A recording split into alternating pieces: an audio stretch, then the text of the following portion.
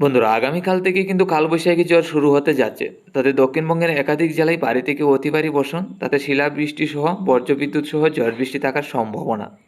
তো আবহাওয়াবিদরা যে এই আশঙ্কা করছে ভারী থেকে অতি ভারী বর্ষণ, এর মধ্যে কালবৈশাখী ঝড়ের সম্ভাবনা আছে। তাতে কোন কোন জেলায় কী পরিমাণ থাকবে তা আমরা জেনে নেব। এছাড়া দক্ষিণবঙ্গে গত কয়েকদিন পরে ঝড় বৃষ্টি রয়েছে, তাতে আজকের দিনেও কিন্তু ঝড় বৃষ্টি থাকার আশঙ্কা। তাতে আমাদের ত্রিপুরা রাজ্য সহ দক্ষিণবঙ্গের একাধিক জেলায় ঝড় বৃষ্টি থাকার সম্ভাবনা আছে। তাতে আজকে কোন সময় কোন কোন জেলায় কী পরিমাণ বৃষ্টির সম্ভাবনা, এছাড়া আগামীকাল কোন কোন সময় কোন কোন জেলায় কী পরিমাণ বৃষ্টির সম্ভাবনা আছে। এছাড়া আবহাওয়াবিদরা জানাচ্ছে কিন্তু একটানা কয়েকদিন পরে ঝড় বৃষ্টি থাকার সম্ভাবনা আছে। তাতে কালবৈশাখী ঝড়ের মতো ঝড় বৃষ্টি থাকতে পারে বলে আশঙ্কা। তো আমরা চলে এলাম সরাসরি লাইভে। আজ 18ই মার্চ সোমবার 2024। আমরা প্রথমে দেখে নিচ্ছি নিম্নচাপ, তারপরে যাব মেঘলাভাব এবং তাপমাত্রার দিকে। দেখুন, আজকে থেকে আমরা যেটা লক্ষ্য করতে পারছি, দক্ষিণবঙ্গের একাধিক জেলায় কিন্তু আজকে সকাল থেকে নিম্নচাপ বা বৃষ্টির কোনো সম্ভাবনা নেই। উত্তর এবং পূর্বের হাওয়া বইছে আমাদের ত্রিপুরা এবং বাংলাদেশের একাধিক জেলায়। এছাড়া কিন্তু কোনো রকমভাবে বৃষ্টির সম্ভাবনা থাকছে না আজকে সকাল থেকে। আজকে দুপুরের মধ্যে গেলে কিছু নিম্নচাপ কলকাতা হয়ে বাংলাদেশের রাজশাহী এবং খুলনা বিভাগের দিকে এগিয়ে আসার সম্ভাবনা, যা থেকে রাজশাহী খুলনা বিভাগের দিকে হালকা থেকে মাঝারি বর্ষণ এবং কলকাতার মধ্যে হালকা থেকে মাঝারি বর্ষণ, হালকা পাতলা বজ্রপাতও হতে পারে।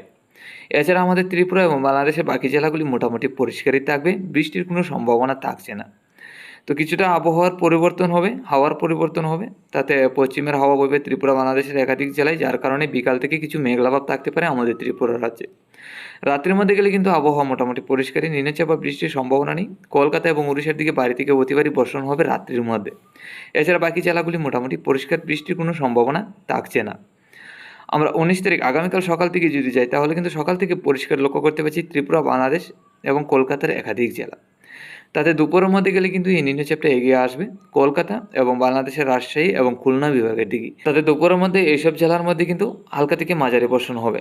তারপর বিকালের দিকে গেলে কিন্তু আবারও লক্ষ্য করতে পারছি ভারী থেকে অতি ভারী বর্ষণ, এর মধ্যে বজ্রপাত সহ ঝড় বৃষ্টি আছে আগামীকাল।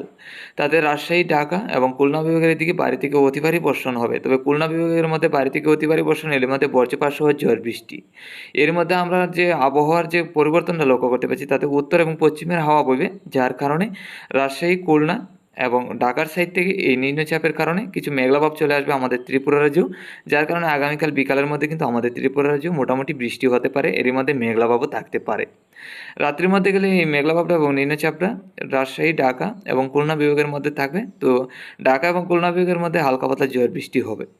এখন দেখে নিচ্ছি আগামী দিনগুলিতে 20 তারিখ থেকে কী পরিমাণ বৃষ্টির সম্ভাবনা, তাতে কতদিন পরে ঝড় বৃষ্টি। দেখুন, 20 তারিখ সকাল থেকে কিছু নিম্নচাপ বৃষ্টির সম্ভাবনা ত্রিপুরা, বাংলাদেশের একাধিক জেলায়।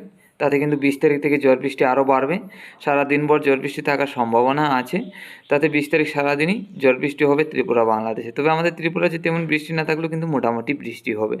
তারপরে 21 তারিখের মধ্যে গেলে আবারও লক্ষ্য করতে পারছি মোটামুটি পরিষ্কার। 22 তারিখের মধ্যে গেলে আবারও ঝড় বৃষ্টির সম্ভাবনা আছে। তবে 22 তারিখ থেকে উত্তরের জেলাগুলির দিকে নিম্নচাপ থেকে ভারী থেকে অতি ভারী বর্ষণ থাকবে। এখন দেখে নিন আজকে এবং আগামীকালকের মধ্যে কোন কোন জেলায় কোন সময় কী পরিমাণ মেঘলাভাব থাকার সম্ভাবনা। তো আজকে দুপুরের মধ্যে রাজশাহী, ঢাকা এবং খুলনা বিভাগের দিকে কিছু মেঘলাভাব থাকার সম্ভাবনা। তারপর বিকালের দিকে আমাদের ত্রিপুরা এবং বাংলাদেশের সিলেটের দিকে কিছু মেঘলাভাব থাকার সম্ভাবনা।